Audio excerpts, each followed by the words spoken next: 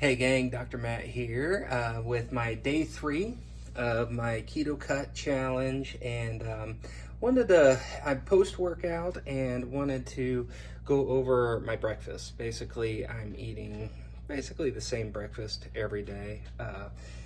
Robot mode is when you get into kind of an aggressive cut like this. The more simplistic you can make it, the better.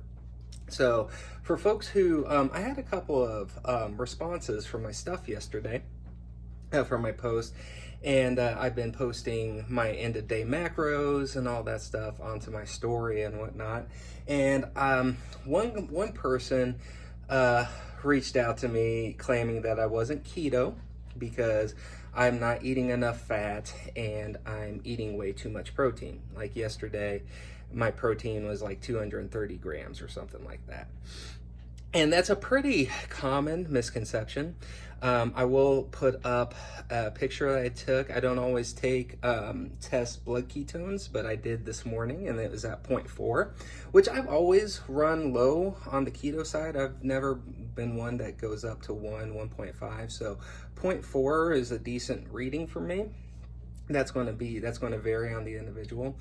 But here's the thing is that ketones themselves, unless if you're doing a ketogenic diet for adjunct therapy purposes for like cancer or seizure control or some epilepsy control, something like that, then higher ketones doesn't necessarily mean anything. And so for intents and purposes for me, for fat loss, as your body, when you first start off with ketosis, your body will be inefficient using fat. It'll produce a lot of ketones and all that stuff, and ketones will be a crucial part of energy, and they still are when you are in ketosis. But as your body becomes more efficient, your body learns to use free fatty acids, which aren't going to register as ketones. And so it's just a little bit of a nuance there. And then also the thought that protein kicks you out of ketosis, which is really nonsense. It's ketosis comes from carb restriction or calorie restriction. In my case, both. And so that's why I can have over 200 grams of carbs a day and still be registering plenty of ketones for me. So, so to the person who claimed that I wasn't keto, that's the reasoning. That's the reasoning for behind it. And I also got a question about that, not saying I wasn't keto, but asking, I always thought keto was high fat, low carbs, low protein, moderate protein. And really, as far as the macronutrients go, the most important macronutrient for you to consume is protein. People get scared of high protein diets, but that's just not funded in the science. You used to think that lead to kidney damage, but that's been debunked. That's, decades old science. And so, really, if we're going to focus on consuming a macronutrient, it should be protein. And then, with this whole low carb, high fat thing, I'm okay with low carb, high fat as a viewpoint of how your body uses energy, but not necessarily what our diet should consist of as far as consumption goes. Because I'm trying to lose 70 to 90 pounds, depending on where my body composition ends up. I have plenty of fat to use, so I don't need to be eating tons of it. I need to prime my body and be in a caloric deficit and optimize hormone function that allow my body to use what it already has. And so that's why protein has been found to be critical on any type of diet that you're eating in a deficit, because it helps stave off lean body mass loss. It helps stave muscle loss. That's another reason, as I learned and grown and developed and went through my trainings and coaching certification, nutritionist programs and stuff, that I no longer became a fan of regular extended fasts, is because of potential lean body mass. Even though you have some of the quote fasting gurus, I have the science that shows otherwise. And so That's why I'm so centric on protein. The folks over at Keto Gains has been talking about forever, who I used to coach with. Protein is a goal, carbs are a limit, fat is a lever. And because because protein is also, you get other benefits. You get the thermic effect of food.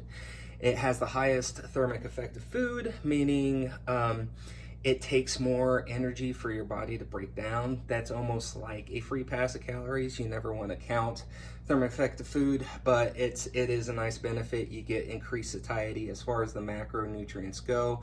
When dealing with whole foods, protein is the most satiating. You get the most fullness from protein. That's from whole food sources. So if you're just slamming protein shakes, it's not going to necessarily count. And then I wanted to show a little bit, since I'm going to be cooking up breakfast here, what my breakfast is, what my keto cut breakfast is. So, what I do is I put my chopping block on the scale, and then I measure out each individual thing. So load up with 4 ounces of mushrooms. I love mushrooms. My body tolerates them very well. They're tasty, they're filling, they have some good micronutrients and all that stuff. So I cook those down first. And I'm using a copper pan, and I'm actually not using any oil. I'm not using any ghee, I'm not using any avocado oil. If you do not have as much fat to lose, or if you're losing for maintenance, you can use more sources of fat. But if you have tons of fat that you're trying to burn, you don't need all the excess fat. And so mushrooms, and then I have turkey sausage and fat-free cheese. And so it's, for me, for my macros, it's 4 ounces of mushrooms, and I'll cook those down, and I will cover the pan and let the moisture just kind of cook the mushrooms itself. Then I'll take that off, throw in the turkey sausage, brown that up, and then I'll add my eggs. And I have 6 ounces of egg whites, and then I'll add 2 whole eggs. And then at the very end, I will throw in my cheese.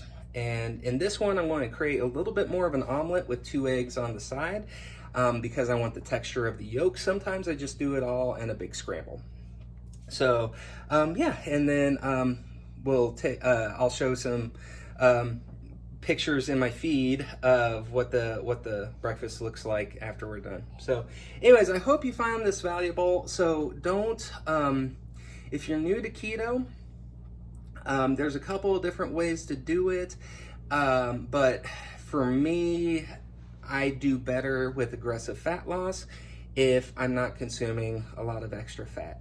If you're not looking for something so strict, then that's fine. Just focus on the meats, veggies. It's what I call KISS keto. Keep it super simple. You know, pick a meat, pick a veggie, fat to cook in, and that's it. But if you're trying to more aggressively lose weight, then lower the fat. Use less fat for cooking for your veggies.